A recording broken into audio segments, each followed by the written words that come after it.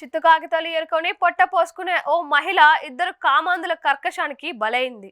ఇద్దరు యువకులు ఆమెపై పాశవికంగా అత్యాచారం చేశారు. అధిక రక్తస్రావంతో ఆమె అక్కడికక్కడే చనిపోయింది. కుకట్పల్లి పోలీస్ స్టేషన్ పరిధిలో ఆదివారం తెల్లవారుజామున సుమారు 4:30 గంటల ప్రాంతంలో ఈ సంఘటన జరిగింది. హైదరాబాద్ లోని మూసాపేట వై జంక్షన్ సమీపంలో ఉన్న విష్ణుప్రియ లాడ్జ్ పక్కనున్న భవనంలో వ్యాపార సముదాయాలున్నాయి.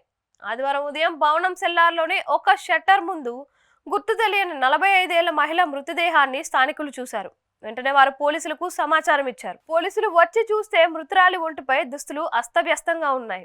మృతదేహం పక్కన ఉన్న ఓ సంచిలో ఓ చీటిపై ఓ పేరు రాసి ఉంది. బహుశా ఆ పేరు ఆమెదే కావచ్చని పోలీసులు భావిస్తున్నారు.